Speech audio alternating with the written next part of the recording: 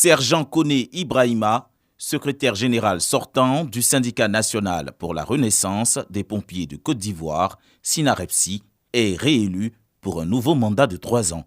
Il aura pour mission de plaider auprès du gouvernement pour les avantages liés à la spécificité de leur corporation, l'octroi des primes et la révalorisation de leur salaire. Nous l'avons élu parce que nous avons confiance en lui, pour qu'il puisse porter notre voix auprès des autorités. Nous avons assez de revendications qui sont en cours. Grâce à lui, nous lui faisons confiance pour que ça arrive au sommet de l'État. Cette assemblée générale élective du SYNAREPSI est une aubaine pour la réorganisation et la mobilisation des membres actifs.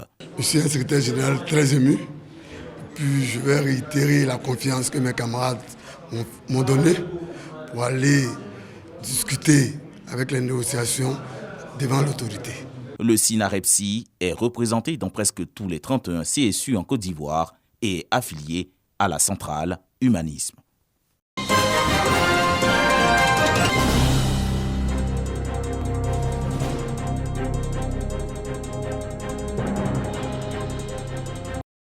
Objets explosifs, gaz, liquide inflammable, matières infectieuses ou radioactives. Ce sont quelques marchandises dangereuses dont le transport en vrac par voie maritime cause des risques aussi bien pour l'environnement que pour la vie humaine. D'où ces sessions de formation ici à Abidjan, en direction de 25 auditeurs du Golfe de Guinée. L'Afrique a connu en 2022 une augmentation notable du trafic de marchandises transportées en vrac.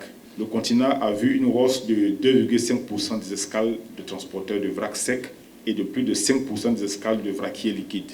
Malheureusement, les activités liées au transport, au stockage et à la manutention des marchandises transportées en vrac sont encore sujets à beaucoup de lacunes. Certains ports présentent des risques industriels élevés, tels la pollution, les explosions et incendies. L'incendie survenu le 7 septembre 2024 à Pointe-Noire au Congo, qui a ravagé une partie des installations, rappelle l'importance et même l'urgence de renforcer les pratiques sécurité. Il s'agit donc de garantir la sécurité des espaces portuaires à travers l'application rigoureuse des règles. Chaque acteur dans la chaîne de traitement des marchandises dangereuses, qu'il soit administration, port ou entreprise, devrait avoir la pleine connaissance et la maîtrise de ses attributions afin d'éviter des erreurs qui auraient des conséquences fatales pour nos économies.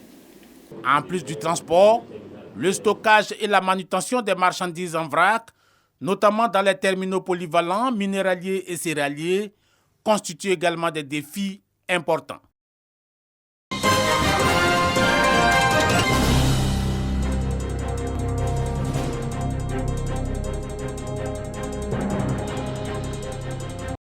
Estimés à 1 200 000 personnes, ils occupent la région qui s'étend de la falaise de Bandiagara au Mali jusqu'au sud-ouest de la boucle du Niger. Eux, ce sont les Dogons, réputés pour leur art, notamment la sculpture et leur science. Ce peuple est au centre du programme des films pour en débattre, une tribune pour enrichir les connaissances culturelles des jeunes à travers un partage d'expériences. J'ai beaucoup aimé le documentaire parce que personnellement j'aime beaucoup ce qui a trait à l'art et à la culture.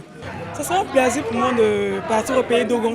Moi je ne connais pas le pays, mais j'ai eu à faire ma soutenance sur la culture Dogon. Donc tout ce qui concerne le pays Dogon, là, ça m'intéresse. Nous projetons un film sur un peuple, sur un artiste, sur un sujet donné et nous invitons des experts et le public pour en parler. L'idée derrière, c'est de pouvoir enrichir les connaissances des participants. Ce soir, nous avons une majorité de jeunes dans le public parce que nous estimons que les jeunes doivent avoir accès à la connaissance, au savoir, à la culture africaine notamment. On retrouve également les Dogons dans le nord du Burkina Faso et en Côte d'Ivoire. Prochain rendez-vous de ce programme culturel le mois de décembre.